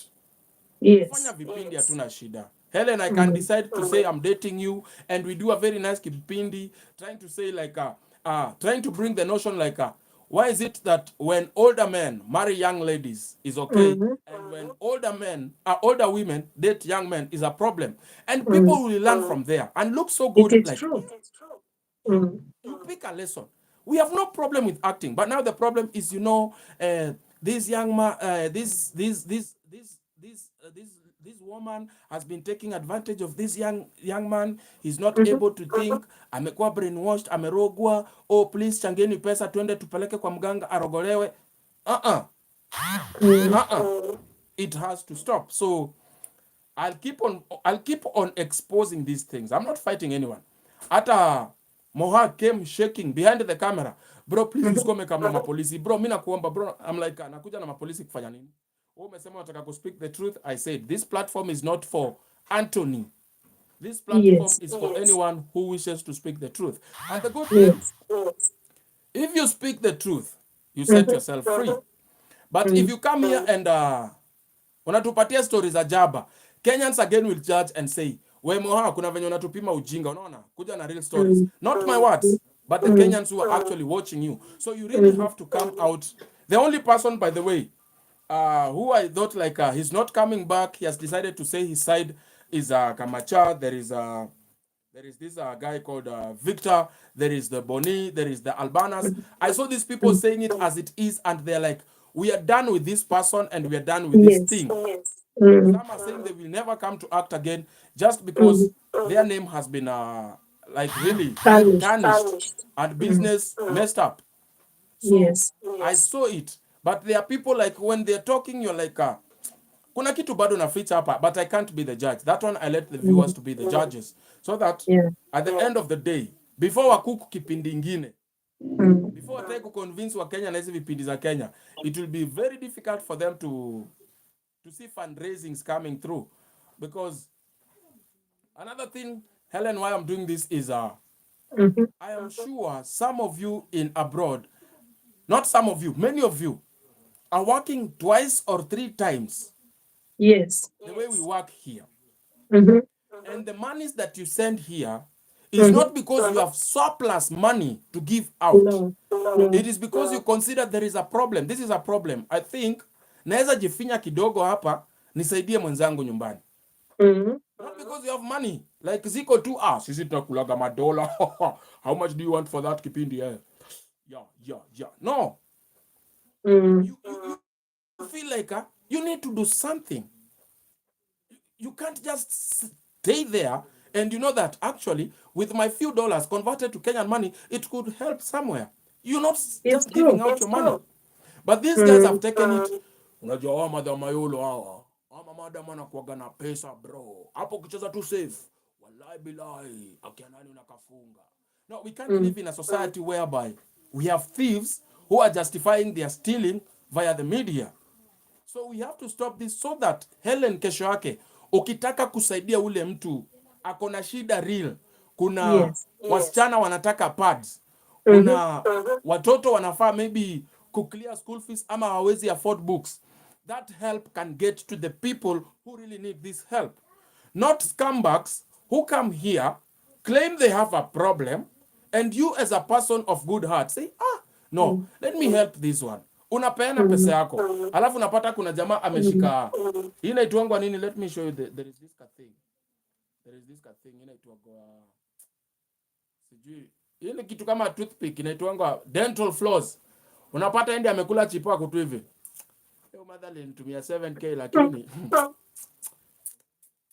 nitumia 20k ingekuwa fiti sana. Ama ni aje bro? Sasa kesho we can't have such people in our society and say it's okay. It's not okay. It's not. Because we really, we mnaleta kelele. Na unisaidia na maji makanga. Maji ya kunywa. We really can't just like assume it's okay kuibia watu wa maju. Watu wa maju si wewe uende juu. We get that chance na uko juu. Exactly.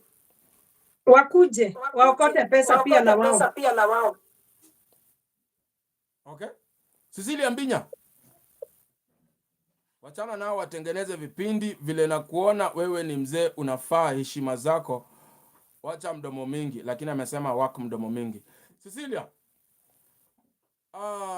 Sawa, nitaacha mdomo mingi lakini na mdomo moja tu. Kama ningekuwa na mingi ningeachilia pole. Lakini saa zingine pia nasema kama mwanamke Mbinya, nitakuambia hivi, mwanamke kwa society ukiwa mpumbavu unaua nchi. Mwanamke ni mtu ambao unafaa kuwa unajua wewe ndio unaleta uhai, na huo uhai ukifanywa mchezo kama vile hawa watu wako wanafanyia wengine mchezo ni vibaya sana. Na kama unaona unaweza toa pesa zako bure kabisa. Cecilia Mbinya, hakuna mtu amekukataza kutumia Brighton pesa wala Truke or La Monique, Senior Dave or any other person. Hakuna mtu amekukataza. Lakini at the end of the day, let us tell the Kenyans the truth. Wakipenda wameze, wakikataa tutawamezesha tu. Mimi tu hivyo utanichukia, lakini lazima ukweli utabakia ni ukweli. So Mbinya, pole sana, lakini waambie mzazi kukuita jina Mbinya, ukiangalia translation ya Mbinya, wacha nikusamee kwa hiyo. But we keep on saying people in America, people in Western countries, people in Europe, and people in Gulf countries, please, I'm just asking of you, before you try to venture into any kind of, contributions of your money, please, first look at home. Asante sana. Look at home. What have you done for these people? Your people. Are they struggling? Or you're still fundraising online because somebody told you we have someone that is dead, is in a casket? We saw Faith coming from Fei, from Brighton, coming from the casket, from being buried to living. Saidia watu wa kwenyu kwanza. It's true. Make sure your parents are very comfortable. Your brothers are comfortable. Hata ni heri usaidia your relatives wala walikuwa na wish you are dead, kuliko kuja kusaidia drama hapa while denying help to the people who need your help. Yes. Ameambiwa na Discons aende akawatch watu wake wa vipindi. It can't be and it will never be. He's still from I don't know. Durable people. Truth watchdog soldier. On some of us, we are here to defend the truth. Period. Yeah, we pledge allegiance to you, Josephat. Ahaka anasema mimi kuna mtu amekula pesa ya kupeleka kijana kutairi. Umefanyia mtu imagine. Hata amelaniwa hiyo damu ataikunywa. Okay, guys. So I'm not here to please anyone. I'm not here to drag the name of anyone into the mud. I'm not here to bring anyone down. If you think what you're doing is legit, if you think all the monies you've collected from people, don't come and say this is a con man. No. For example, I'll challenge 2K. Kuja waambia watu ulienda police station gani wakati wa kidnapping, uonyeshe watu. Ndio hii police station, ndio hii OB. Wale mapolisi ambao walideal na hii kesi, this is where they reported. Wale watu tulishika wako kwa hii cell. Songe hapo. This was the court proceedings. These were the results. These are the people who are jailed. Tumalize hiyo. Twende kwa Ayubu. Tuonyeshe alama ya Ayubu kudungwa. Tumalize hapo. Twende kwa John. Tuonyeshe John kudungwa na kisu mpaka kulazwa kwa hospitali. Tupeleke kwa hizi hospitali zituonyeshe records zile ambazo walistore hapa kwamba hawa watu walikuwa kwenye hospitali na huyo alikuwa na wound. It was a stabbing from an object we suspect it was knife or something else. Kuja utuonyeshe hizo, alafu tuonyeshe the amounts that you collected towards kidnappings, because mlikuwa mnasema mko na 20 million and you got some money that mwizi alikimbia nayo. Tuonyeshe hizo records zote za pesa ulicollect and how much was it, ndio tuanze kuongea. But before then, these guys remain a thief, a con, and a scammer who is not remorseful. Na tunasikia sijui ati anaenda kwa waganga. Bro, utapoteza pesa kwa waganga. Let me advise you, huwezi changisha pesa uongo afu unapelekea muongo mwenzako. Kwani hauna akili? So it is so unfortunate that we have gullible people like Celia Mbinya. Okay? Unaona? It's so gullible, it's so foolish. Let me just tell this woman the real thing. Cecilia, you must be a very foolish woman to think that if you trick people, you have someone sick and they contribute towards helping that person to heal, they are stupid kwa sababu hawakutolewa pesa kwa mfuko. Uko na ujinga sana. Can you grow up? Mwanamke, you are very foolish. Let me tell you the truth. You know me, I don't like to sugarcoat. Maybe Helen, wewe ni mtu wa Mungu, so you will control your words. Mimi ni mtu naishi na watu, najua watu wanaishi kwa Mungu. So Cecilia, you are very foolish to think that ukidanganya mtu niko na shida fulani nisaidie, alafu mtu kwa roho yake mzuri ya kusaidie, uone yeye ni mjinga kwa sababu haukuenda ukatoa pesa kwa mfuko yake. Hiyo ni akili gani? You must be thick-minded person, Cecilia. Because these people are not helping you because they know you are lying to them, but they want to help you. Wakijua ni uongo hata kusaidia kwa sababu hawana pesa ya kufanyia mchezo. Si ni kweli wase? Hakuna mtu uko na pesa ya kufanyia mzaa hapa. Atio niko hospitali, nisaidieni pesa, nimeshindwa kulipa. Alafu watu wanatoa pesa. Unasema hakuna mtu wako kutoa pesa kwa mfuko, enda report. That is obtaining with false pretense. It is against our constitution. You should read your constitution, cap 64. Know your constitution. Know what your holy books say. Quran, it is evil.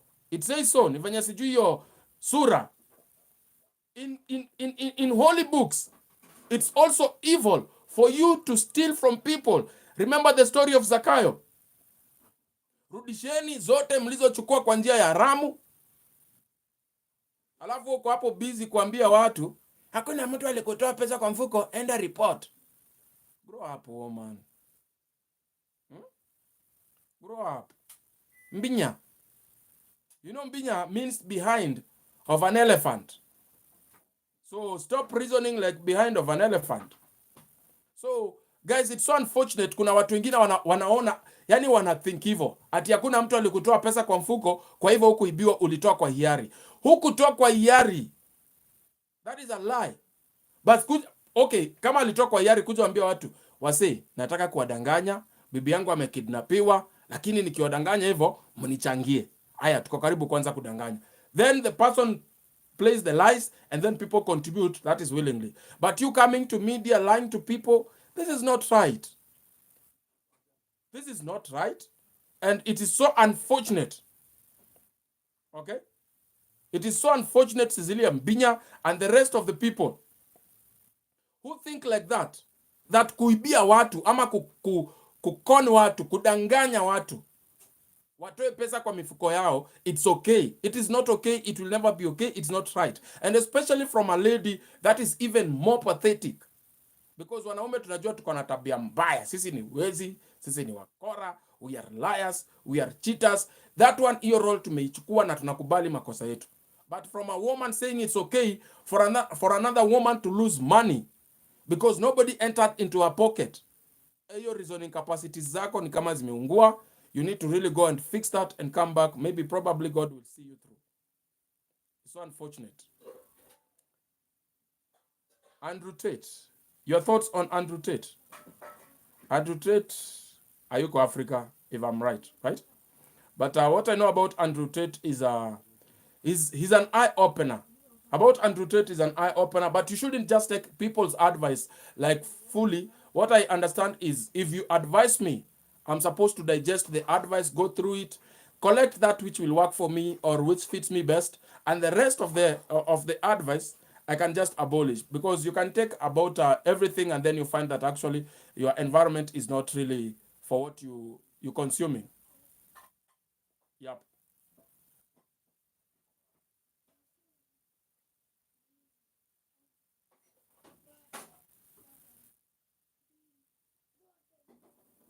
We can't hear you.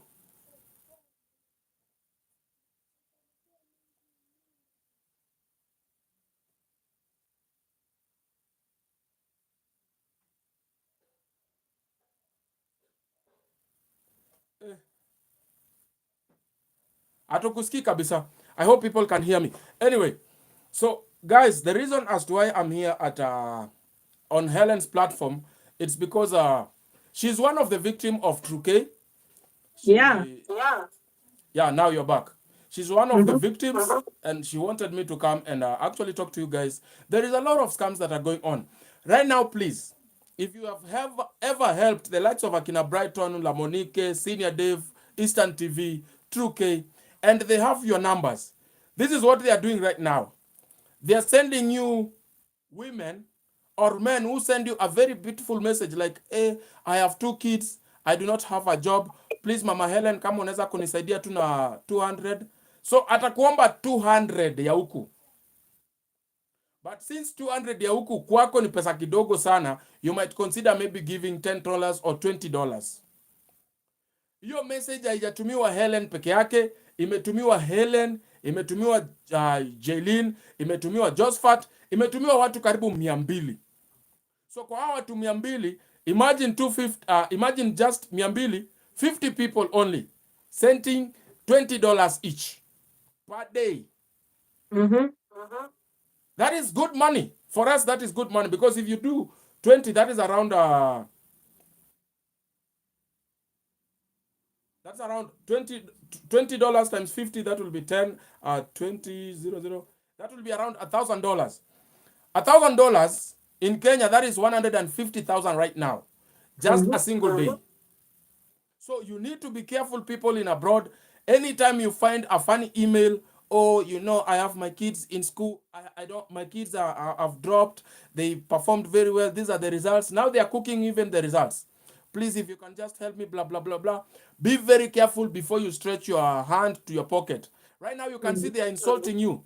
Who took money from your pocket? That is what Cecilia Mbinya is telling you. After they come, asking you, kindly help my kids. Help me, I can't afford this, I can't afford that. Now they're asking you who went into your pocket. So it's so unfortunate that people like this, they are remorseless. They don't care about anything. They get your money, they buy bundles, they come to insult you using your own money. So you need to be very careful before you stretch your hand. Hata ukiona kesi ya mgonjwa, ndio huyu mgonjwa anaenda kukufa, be very careful. Kenyatta, we have exposed several people. You are influencers. They go there, they sit next to a bed of a sick person, they say, oh God, this is my brother, guys, if you can just help me, I am really, you know, blah, blah, blah, blah, this is going on, this is going on. Kenyatta Hospital. But the sick person that is there is not even a family member. They are using this person to raise money. The only thing they buy is a few fruits, and then they show you the fruits. Hey, we bought some fruits for blah, blah, blah, blah. You know? And then they go. It's not right. So that is what is going on. Be very careful, huko nje. Okay? Yeah, so be Yeah. very, very careful. Scams ni mingi. They keep on changing the ideas and the target is one individual person. Kama Helen hata haitoa kwa vipindi, basi atatoa kwa wagonjwa. Kama hata haitoa kwa wagonjwa, basi atatoa kwa children's home. Kama hata haitoa kwa children's home, basi atatoa kwa campaign. Kama hata haitoa kwa campaign, they keep on changing these ideas, but the target is the same persons from abroad. Yeah. So si umesikia bila hao wanakuambia. Wachana na Mbinya. Mbinya pia ameambiwa tu hapo vitu zake. I think she's a busybody who wants the acknowledgement of Truth Watchdog and it is okay. So Mbinya, wewe endelea kumbinyi. What does Mbinya mean? Hebu nitafutie maana ya Mbinya because mimi najua it's behind of an elephant. So Mbinya means behind of an elephant. So that's why she's trying to cover the whole place with her behind in terms of comments. Na inaeleweka. So don't worry, people of God. Hata wanaongea na Kitambo. Nasema Mbinya ndo kanume ndo mbese na ndikwese. Yani anasema sikujui wangu nijui. Edo Mbinya wa Mbinyi. Na mundu mengi muno. Wenda atoweka na mokamba wa weya. Okay. So, Mazemi, I thank God. He has been faithful. He has been fighting for me. And he's protecting me because tulisikia kuna watu because by the way I'm trying to think. How was Pastor Samuel? Steve Motubu, karibu sana, is my good friend. Oh, Steve Motubu. Leo mko na Truth Dog. First video yake I watched ni hii wezi wa kondoo shamba ya Uhuru. Asubuhi watched wasichana wetu wenye usema kwa Nigeria ni kuzuri. We are not romantic. Brilliant minds hapa. Asante sana Steve Motumbi. Yes, I'll continue exposing these things because at the end of the day, I feel like we are doing very little saving the world. Mimi najua, and thank you so much, Helen. You've been of support. By the way, guys, I like to appreciate people. Helen has been of support to me so much. Ka breakfast kana kujaga through. This has been almost 1 week. Kamekuwa kakikuja through. This is I really appreciate Helen and the rest of the people who come through for me. And Jana Helen,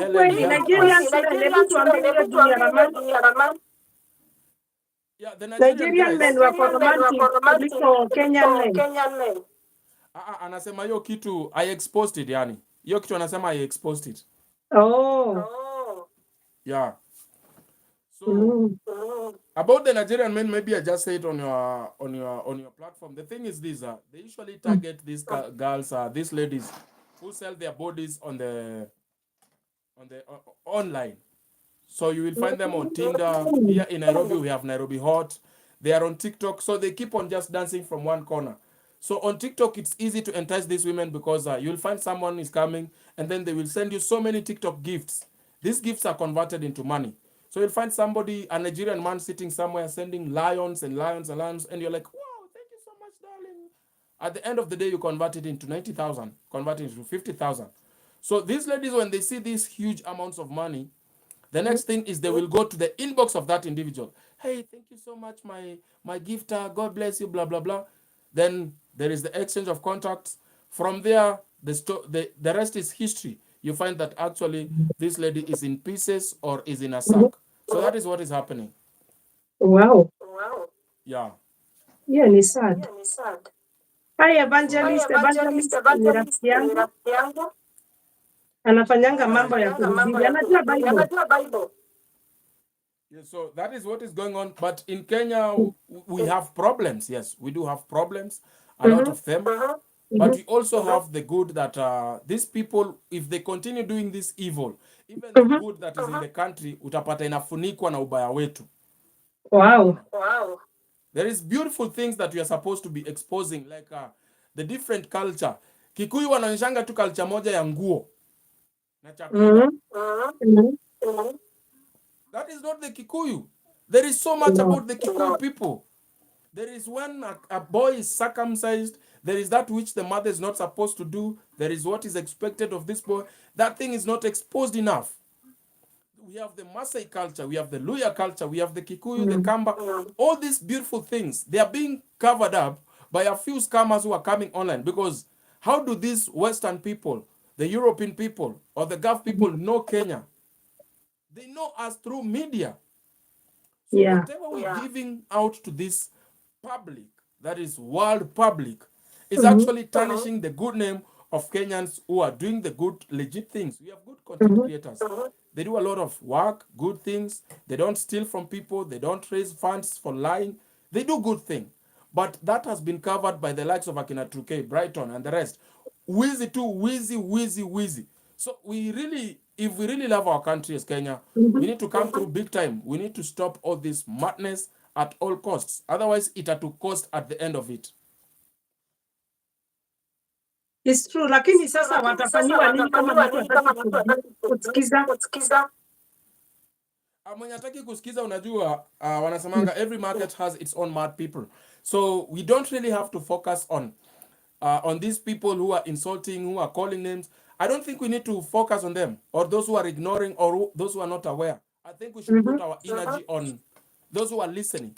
Call them. Like, how do you go about this? Like, for me, I'm asking people, ule mtu amebiwa na Truke, it is high time you guys come and ask for my number. Niwajenge group. You get a lawyer, so that will be your representative in a court. Wasamon Truke. Kama umebiwa na Brighton na mganga wake fake, that is false. That is obtaining with false pretense. Also, form a group, get a lawyer, summon these people, report them. That is the only way you teach a lesson to the newcomers, because Lamonike amekuja juzi, ndio ameanza kuibia watu. Yeah. Kuna yule anajiita John Cena, hakuwa mwizi. John Cena ameleta Lamonike, Lamonike ameona John Cena ameleta mganga, Lamonike pia ameleta mganga. Wanaibia watu. Wow. So if we arrest these Truke, Brighton, Lamonike, John Cena, and which will happen, by the way, it will happen. It might look that nothing is happening, but trust me, it will happen. People will be arrested. So that we tell these other content creators, hata kiteka aje long, kuna siku itafika wasa watakubali what you're doing, they will just accept you, your wave, utagrow. Aliwacha, utagrow. Yes. So we need to stop this madness before it escalates, because already it's tarnishing the name of the content creators in Kenya. If Mungai anaweza ona labda haribiwi jina, Lingugi labda anaona haribiwi jina, but at the end of the day, as long as itakuwa content creators and or you are on media, and that's how you can live. Lingugi, if Mungai, Kioko, President Ali, and the rest of the content creators, we will all be deemed as cons and scammers. It's true. Very true. So we need to come out strongly and actually talk against it. Ask these people to stop. As content creators, like, we are not happy. Sio kila msee anaitisha michango ya uongo. Kuna Eric Omondi. Eric Omondi anaenda kwa mgonjwa. Ndio huyo mgonjwa, account ya hospitali inafunguliwa. Mnatuma pesa kwa OC, huyu anaenda kwa OC. Hata pesa direct haimfikii. Wow. Haimfikii Kwani watu wako ruthless. Yeah, so so this kind of people, what I miss on this help because of these scammers, and that is what we need to stop. So you watching, anytime when I come to Truth Watchdog, when I realize there is a new scam, you need to share that like there is no tomorrow. You need to share and share, keep on sharing. Make sure 1, 2, 3, 4 people know about these scams, because if we don't, then itakuwa tu ni kazi ya Truth Watchdog kutengeleza content. But we need to share, like, you know, if what I do is I tell myself, let me empower the public with knowledge, so that hata tunapunguzia serikali kazi. Hakutakuwa na scammers, because itakuwa ni ngumu sana kuconvince Mkenya there ati umuibie na ujinga. Ataona all these ideas you are using, bro, I have been exposed to this, jaribu ujinga ingine, but this one it can't. It's true. To weaponize our Kenya with knowledge, I hope they can listen to you. The struggle will be done. The struggle will be done. Yeah. Yes. Na sasa hii nayo kuna hii Mtumbo alikuwa anaongea kitu hapa. Yes. I watched them when bored by data or 24/7. Mm. These scammers are becoming more than worse. Oh, 419 in Nigeria. Wow. Sinaona watu wameanza kuwa enlightened. Wewe endelea tu kuambia ukweli. But kile kinanishangaza ni kama hawa mapasa wanapicha watu mashamba. Sijui nyinyi ndio mnawalisha, especially wasoma juu. For example, Virginia, anaitwa Virginia Kamotho. Nasikianga anafanya fupisha. Anafanya? Fupisha siku. Anakuanga na fupisha. Program inaitwa fupisha kila siku. Virginia Kamotho does nothing. Ni CEO. CEO of what? Virginia Kamotho came to light wakati mtoto wake, apparently there was an accusation that mtoto wake analala na babake. So ikakuwa aired na Citizen TV, then ikakuwa followed up. Feminists take over, wakadefend sana huyo mwanamke, and then they said we as women have to empower our fellow woman. So women in America, sababu muko na pesa nyingi sana, nyinyi ni matajiri. Mukanunua shamba, mukamjengea mansion. Ile nyumba sio house. That is not a house. You know, when you are categorizing buildings, there is the terminologies that we use in construction. So you cannot call that a house. That is not a house. That is a mansion. Or you can call it a mansionette. Surrounded with electric walls. You went ahead and gave her a four-wheel drive vehicle because nyinyi mko na pesa and you are empowering your fellow woman. After this kind of support, she even went ahead and said, watoto wangu wana swimming pool, watu wa ngambo munisupport nitengeleze swimming pool. Jacuzzi. Yes. Sijui ni jacuzzi ama ni ya kubatiza. So for her to continue scamming you people, amekuja na ideas ya kudanganya there is some kind of philanthropy ya Virginia. Huyo mama hakuna kitu anafanya, mnadanganywa.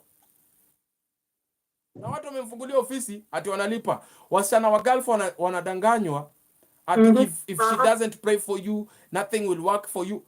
Which nothing will work for you? And this one came just like a beggar the other day. Ni kulin on anybody's understanding. Wanatuma pesa. Sasa ati wamemfungulia ofisi. Ofisi ni ya nini?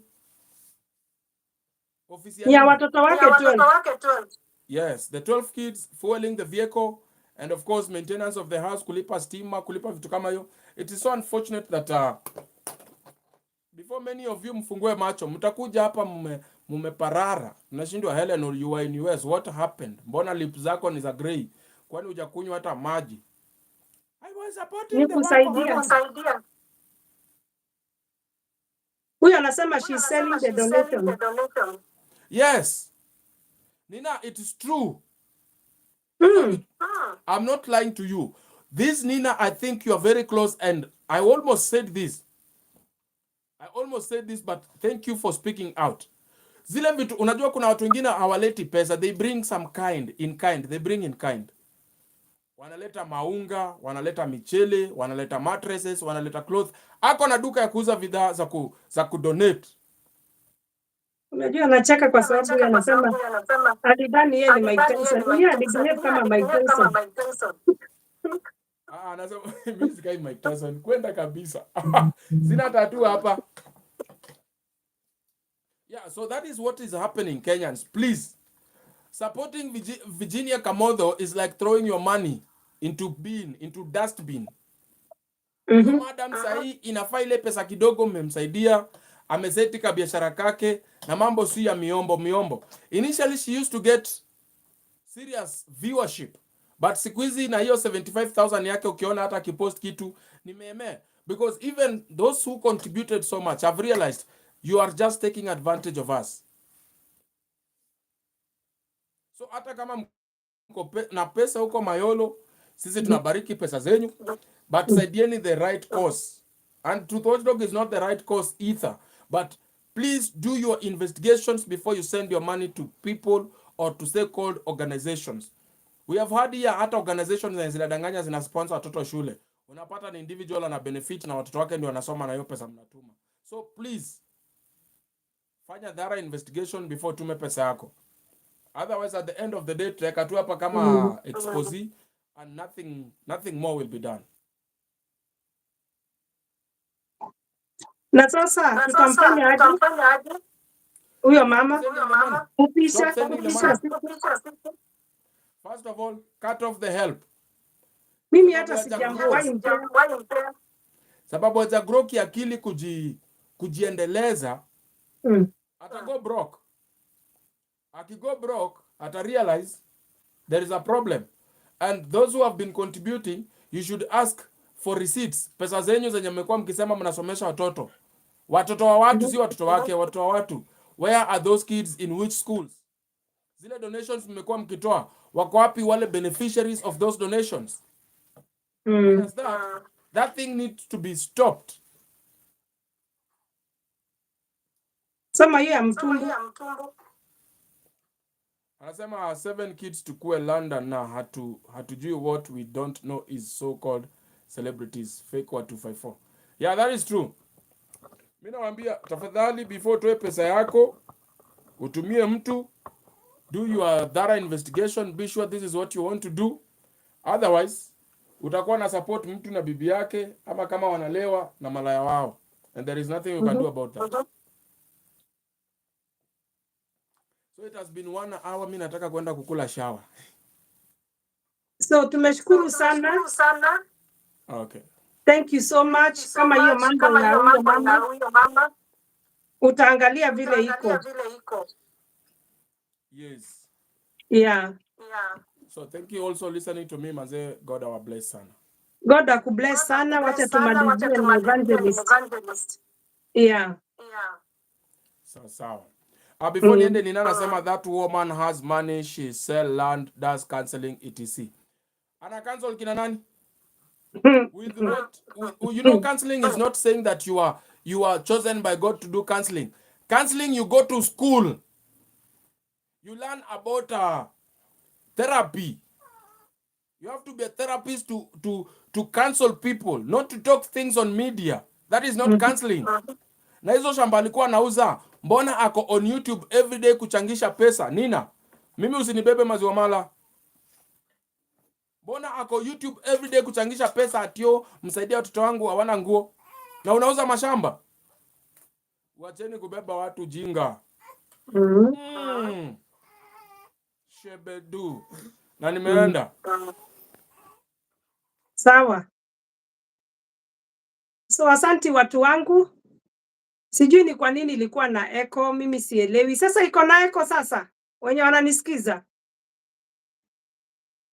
Kindly tell me kama iko na echo. Sijui evangelist, you can come back with crown. Kuna mama alikuwa amesema tumuombe na najua ni wengi wanasema hivyo. So haina sasa, maybe ni hivyo alisema. Alisema maybe ni upande wake ulikuwa na shida. So understand maybe ni upande wake kulikuwa na shida. Sasa sijui ni kwa nini kulikuwa na echo, sielewi. Unajua shetani naye ni muongo. Lakini hajatuzuia tufanye kile tunafanya. So evangelist ni vizuri we conclude, na yule hajaienda kwa evangelist ni vizuri tumtembelee. Na tunashukuru sana for everybody, msijali na huyo mama anaitwa sijui Mbinya. Ni vizuri watu kama hao wakosi, na ukikosa watu kama hao ujue hakuna kitu kizuri nafanya. So tunapenda challenges. We love challenges, we love people who come and talk anyhow. Ni vizuri usifurahia watu kukuongelelea vizuri. Wenda ikawa wanakudanganya. So mtumu wako hapo, the Kikuyu circumcision have been taken by greedy churches. Wanaharibu watoi wetu, hiyo sio. Is taken by greedy people, hiyo sio kazi yao. Yeah. Ni vizuri, it's true. Hiyo sio kazi yao. Yeah, sometimes watu wanafanya vitu ambazo hazieleweki. So peace be with you. Now is clear. Mimi sijui kwa nini ilikuwa na echo evangelist.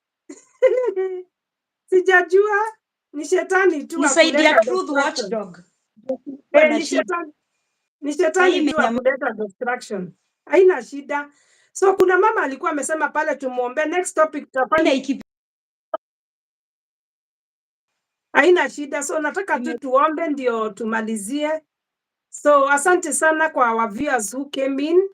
Thank you for Evangelist for supporting me. Thank you for everybody mwenye alikuwa hapa kina Kamacha. Tulikuwa na mke wa Ayub by the way alikuwa hapa. Anaitwa Ruth TV. She was here, Mama Gift na Josephat Mutinda. Thank you so much. Ahak Isabel, Coco. We thank God kwa sababu ya hiyo yote. So Mungu awabariki sana na wainue. So oh my goodness. Kuna mtu alikuwa anapiga simu nimemdecline. Kuna mtu alikuwa anataka tumuombe. Kuna mmoja amesema hapo tumuombe. Niliona na nikaimark. Kuna mwingine ama tumalizie tu tuombe? Funny clips, aha. Ninga, sielewi hiyo. Unaonaje? Tuombe.